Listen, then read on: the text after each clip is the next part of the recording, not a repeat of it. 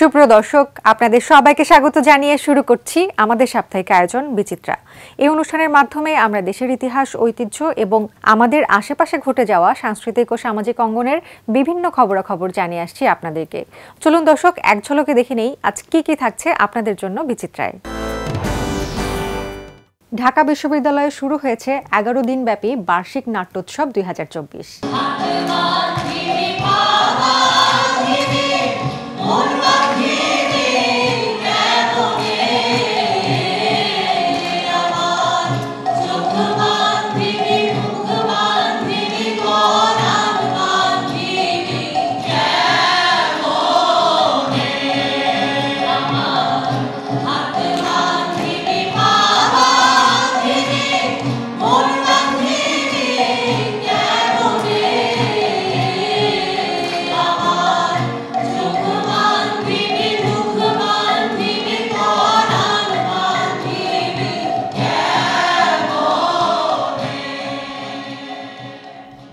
ঢাকা বিশ্ববিদ্যালয় 18তম কেন্দ্রীয় বার্ষিক নাট্যোৎসবকে কেন্দ্র করে অনেকদিন পর টিএসসির উৎসব প্রাঙ্গণ সেজেছে বর্ণিল সাজে। বুকের ভিতর দারুণ ঝড়, আজ সৃষ্টি সুখে উল্লাস কর, এই স্লোগান হৃদয়ে ধারণ করে 3 ডিসেম্বর শুক্রবার থেকে ছাত্র শিক্ষক কেন্দ্র টিএসসি মিলনায়তনে শুরু হয়েছে ঢাকা বিশ্ববিদ্যালয়ের 18তম কেন্দ্রীয় বার্ষিক নাট্যোৎসব। বিভাগের 3 দশক পূর্তি উদযাপন উপলক্ষে এই উৎসবের আয়োজন করেছে থিয়েটার অ্যান্ড পারফরমেন্স স্টাডিজ বিভাগ। আমাদের বিভাগ কিংবা যারা সচেতন থিয়েটার কর্মী যারা আছে তারা কিন্তু যে কোনো বিষয়টাকে উপস্থাপন করে শৈল্পিকভাবে। প্রতিবাদের ভাষা এক একজনের এক এক রকম হয়। যে কোনো সময়ের সাথে বিশেষ পরিস্থিতিতে আপনি যদি কোনো কথা বলতে চান, আমরা থিয়েটার অ্যান্ড পারফরমেন্স স্টাডিজ বিভাগ আমরা মনে করি হচ্ছে যে আমরা যা কিছু যে সময়কে আমরা বহন করি সেই সময়কে আমরা উপস্থাপন করি আমাদের শৈল্পিক বহিঃপ্রকাশের মাধ্যমে। থিয়েটার অ্যান্ড পারফরমেন্স স্টাডিজ বিভাগের চেয়ারপারসন কাজী তামান্না হকের সভাপতিত্বে উৎসবের উদ্বোধনী অনুষ্ঠানে বাংলাদেশের সংস্কৃতিতে তাৎপর্যপূর্ণ অবদানের জন্য বাংলার দেশজ নাট্যের খ্যাতিমান পালাকার ইসলাম উদ্দিনকে বিশেষ সম্মাননা প্রদান করা হয়। এ সময় আরও উপস্থিত ছিলেন বিশ্ববিদ্যালয়ের কলা অনুষদের ডিন অধ্যাপক ডক্টর মোহাম্মদ সিদ্দিকুর রহমান, অধ্যাপক রহমত আলী, অভিনয়শিল্পী ওয়াহিদা মল্লিক জলি সহ অনেকে।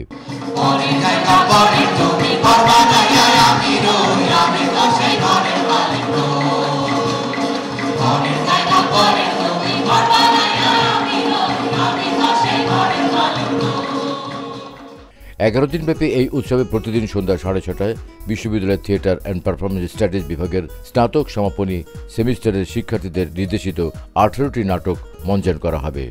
তোমার স্বামী অবনী অবশ্য রাজনীতির সাথে সম্পর্ক রাখে না বহুদিন, তবে আমাকে রাখতে গেলে ওকে আদর্শগত কোনো ঝামেলায় পড়তে হবে না। তুমি কি এ বাড়িতে থাকতে এসেছো? শুধু আজকের রাতটা পারুন, কাল ভোরে আমাকে চলে যেতে হবে। আমাদের এটা সবার জানা দরকার যে গ্র্যাজুয়েশন যারা করছে মানে যারা 4th ইয়ারের এটা পরীক্ষাও বটে, মানে ফাইনাল পরীক্ষা, এবং সেটা দর্শকদের সামনে এবং ওদের জীবনেরও পরীক্ষা। শিল্পী হওয়ার মানে প্রথম ধাপ দর্শকের সাথে যোগাযোগ স্থাপনের। যারা এখান থেকে পাশ করে বেরিয়ে যাচ্ছে মিডিয়াতে, সবাই যে মিডিয়াতে মুখ দেখানোর জন্য, অভিনয় করার জন্য পড়তে এসছে তা তো নয়। এই নাট্যকলার বিভিন্ন দিক আছে, ব্যাকগ্রাউন্ডে অনেক কাজ আছে। আমাদের কোনো ছাত্র বেকার নেই। জগন্নাথ বিশ্ববিদ্যালয়ে চলছে 3 দিনব্যাপী ইরানি চলচ্চিত্র উৎসব। 3 ডিসেম্বর মঙ্গলবার থেকে ঢাকা জগন্নাথ বিশ্ববিদ্যালয়ের সেন্ট্রাল অডিটোরিয়ামে শুরু হয়েছে ইরানি চলচ্চিত্র উৎসব। জগন্নাথ বিশ্ববিদ্যালয়ের ফিল্ম অ্যান্ড টেলিভিশন বিভাগের আয়োজনে ইরানি চলচ্চিত্র উৎসবের উদ্বোধনী অনুষ্ঠানে প্রধান অতিথি উপস্থিত ছিলেন জগন্নাথ বিশ্ববিদ্যালয়ের উপাচার্য professor doctor Mohammad Rezaul Karim. Actually এটা একটা আন্তর্জাতিক ইভেন্ট।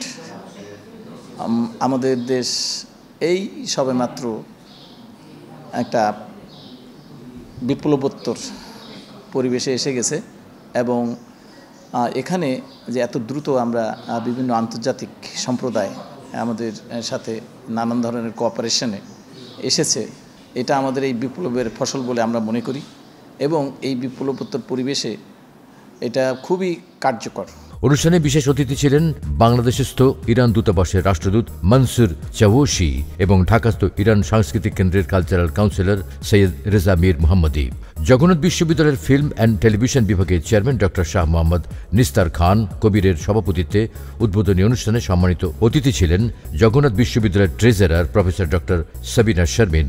অতিথিদের আলোচনা শেষে আন্তর্জাতিক পুরস্কারপ্রাপ্ত ইরানি চলচ্চিত্র প্রদর্শিত হয়। ইরান বর্তমানে মুসলিমদের কালচার এবং তাদের যে সংস্কৃতি, তাদের যে পোশাক আশাক বা তাদের কথা বলার ধরন, সেই সব সম্পর্কে আমাদের বর্তমান যারা বাংলাদেশের মানুষ আছে তাদেরকে জানানোর জন্যই মূলত এই আয়োজনটা করা এবং বিনোদনের একটা জায়গা থেকে। শিল্পকলায় মঞ্চস্থ হলো থিয়েটার আরামবাগের দর্শক নন্দিত নাটক নিখাই। সত্যি সত্যি কি এরা আমাদের ঘেরাও করে ফেললো নাকি? আর তুমি ওদের সর্দার। 29 নভেম্বর শুক্রবার সন্ধ্যায় বাংলাদেশ শিল্পকলা একাডেমির মূল মিলনায়তনে মঞ্চস্থ হয় নাটক নিখাই। নাটকটি রচনা ও নির্দেশনা দিয়েছেন গাজীরা কায়েদ। ওরে কলম আবার কোয়েন না, ওই পিস্তলে গুলি টুলি কিছু নাই। ও কিন্তু সত্যি একটা মারু ডাকাত। কিন্তু ও যে কইলো ও স্টিমারের সুকানি, খালি মিছা কথা কইছে। হয়তো বাপ দাদারা কেউ সুকানি আসিল, এটা ওর উপাধি। ব্রিটিশ আমলের পটভূমিতে রচিত নাটক নিখাইয়ে প্রমত্তা পদ্মার পাড়ে এক স্টিমার ঘাটে 10 বছর ধরে অপেক্ষায় থাকে এক ভবঘুরে বৃদ্ধ। না, আপনি যখন বলতেছিলেন ওই যন্ত্রটা যদি আপনার হাতে থাকতে সামাজিকতার চিহ্ন করতে আপনার খুব একটা অসুবিধা হইতো না। কুয়াশায় ঢাকা হেমন্তের নির্জন এক রাতে সেই ঘাটে হাজির হয় এক পেশাদার অপরাধী। সেই সঙ্গে উপস্থিত হয় মৃত্যুপথযাত্রী মাকে দেখার উদ্দেশ্যে রওনা হওয়া এক নারী। সেই নারীর স্বামী কলকাতা পুলিশের দারোগা। আপনি যারে ভালোবাসতেন তার কণ্ঠে একটা গান আপনি প্রায় শুনতেন, তাই না? আপনি কি করে জানলেন? মধুর সেই কণ্ঠ আমি এখনো শুনতে পাই। আপনি না শুনলে বিশ্বাস করবেন না। খেয়া পারাপারে কোনো ব্যবস্থা না থাকায় আটকে পড়ে তারা। এক পর্যায়ে 10 বছর অপেক্ষায় থাকা সেই বৃদ্ধ খুঁজে পায় তার কাঙ্ক্ষিত সেই মানুষের খবর। এর মধ্যে দিয়ে এগিয়ে যায় নাটকটির গল্প। নাটকটিতে অভিনয় করেছেন থিয়েটারের শিল্পীরা।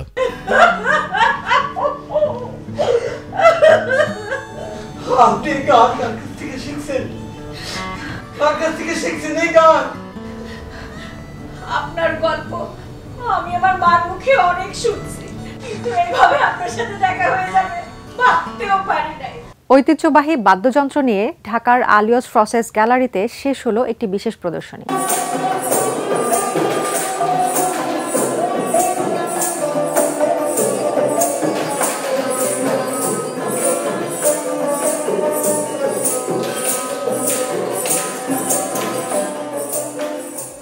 আলিয়ান্স ফ্রসেস তো ঢাকার লা গ্যালারিতে সম্প্রতি শেষ হল মোহাম্মদ জাকির হোসেনের ঐতিহ্যবাহী বাদ্যযন্ত্র নিয়ে নিরাময়ের ঐক্যতান শিরোনামে একটি প্রদর্শনী।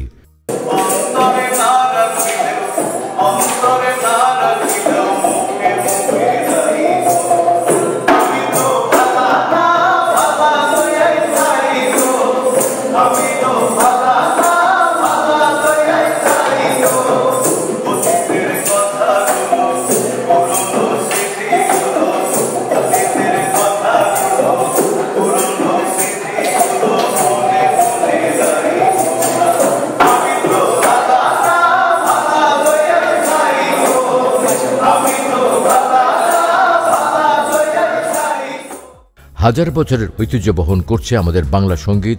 সময়ের সাথে সাথে বাস্তবতা বদলের মতো বদলেছে বাংলার গান। গানের অন্যতম অনুষঙ্গ বাদ্যযন্ত্রেও পড়েছে তার ছাপ। মোহাম্মদ জাকির হোসেন তরুণ সঙ্গীত গবেষক ও উদ্যোক্তা। বিগত 3 বছর ধরে বাংলার বাদ্যযন্ত্র নিয়ে নিয়মিত নিরীক্ষা করছেন তিনি। তার এই নিরীক্ষার অংশ বিশেষ নিয়ে প্রদর্শনীর আয়োজন করা হয়। প্রদর্শনীতে নিরীক্ষাধর্মী দেশি ও আদিবাসী বাদ্যযন্ত্রের সংমিশ্রণ ফুটে ওঠে। সুদূর কক্সবাজার থেকে ঢাকা এসে গান গেয়ে দর্শক মাতালেন ব্যান্ড দল পেনোয়া।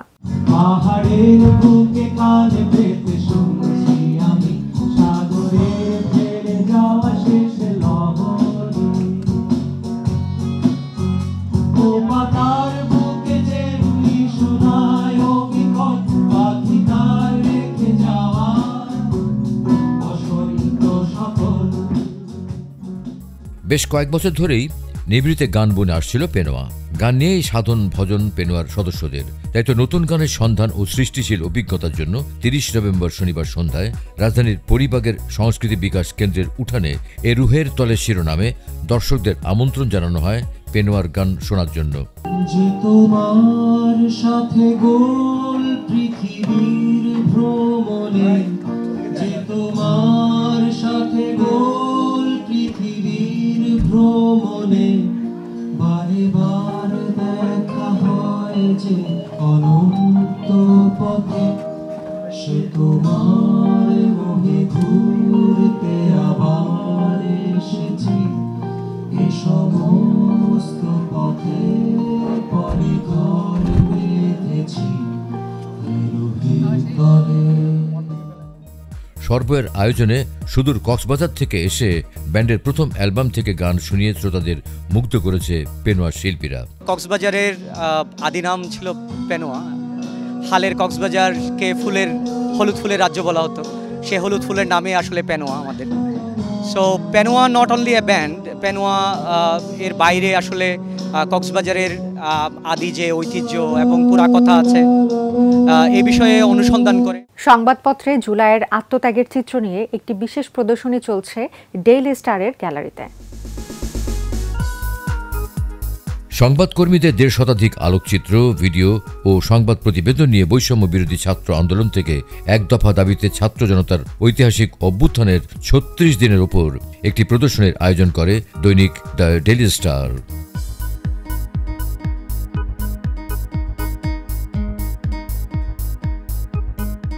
রাজধানী Kazi Nazrul Islam অ্যাভিনিউতে the daily star সেন্টারে নির্ভীকদের অভিবাদন শীর্ষক এই প্রদর্শনীতে দেখা যায় বৈষম্য বিরোধী ছাত্র আন্দোলনের উপর চালানো পৈশাচিক দৃশ্য উঠে এসেছে। এটি চলবে 7 ডিসেম্বর পর্যন্ত।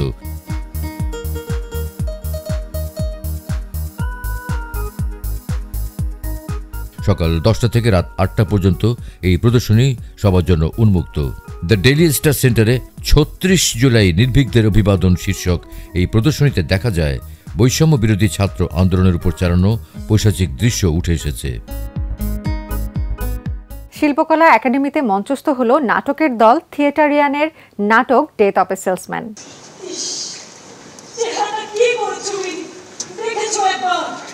ওই অঙ্কারসে দিকটা পর্যন্ত যেতে পেরেছে তার বেশি না।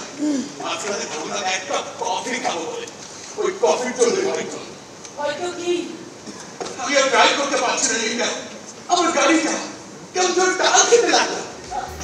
30 নভেম্বর শনিবার সন্ধ্যায় শিল্পকলা একাডেমির প্রধান মিলনায়তনে মঞ্চস্থ হয় বিশ্বখ্যাত মার্কিন নাট্যকার আর্থার মিলার রচিত নাটক ডেথ অফ এ সেলসম্যান।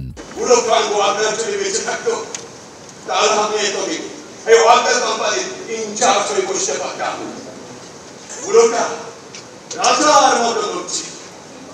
সত্যিকারের ঘটনা আসল মরিক যাকে বলে, কিন্তু তার ছেলে এই খাওয়ার ও কোনো কাল মর্ম করছে। নাটকটিতে দেখা যায় পুঁজিবাদী সমাজ ব্যবস্থার নির্মমতার একটি প্রতিচ্ছবি। ফতে লোহানী অনুদিত নাটকটির নির্দেশনা দিয়েছেন ঢাকা বিশ্ববিদ্যালয়ের থিয়েটার অ্যান্ড পারফরমেন্স স্টাডিজ বিভাগের চেয়ারম্যান আশিকুর রহমান লিয়ন।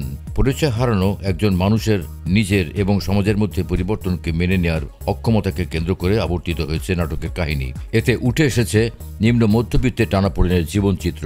সর্বাত্মক চেষ্টা করে যাওয়া একজন ব্যর্থ সেলসম্যান এই উইলি লোমান, যে কিনা আমেরিকান স্বপ্ন ও কাজের নীতি সম্পর্কে ভুল ধারণা পেয়েছিলেন এবং শেষ পর্যন্ত নিজেকে ব্যর্থ স্বীকার না করা খেটে খাওয়া এক সাধারণ মানুষের ট্র্যাজিক গল্প হয়ে ওঠে। এভাবেই চলতে থাকে ডেথ অফ এ সেলসম্যান নাটকের কাহিনী।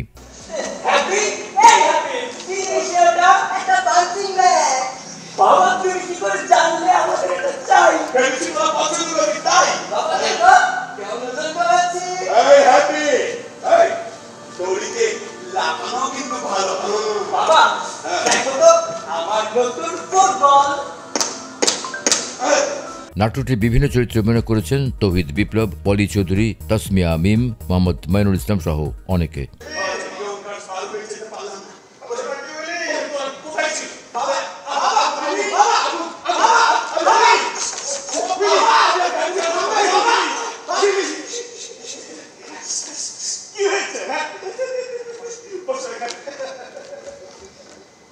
সবকিছু ঠিক আছে তো? হ্যাঁ, সবকিছু ঠিক আছে। কি হয়েছে? তেমন কিছু হয়নি। প্রিয় দর্শক, সবার জন্য মঙ্গল কামনা করে আজকের মতো শেষ করব। ইতিহাস, ঐতিহ্য সহ সামাজিক ও বিনোদন জগতের খবরাখবর নিয়ে আমি বৃষ্টি আগামী পর্বে আবারও আপনাদের সামনে হাজির হব। ততদিন পর্যন্ত সবাই ভালো থাকুন, নিরাপদে থাকুন আর থাকুন বাংলা ভিশনের সাথেই।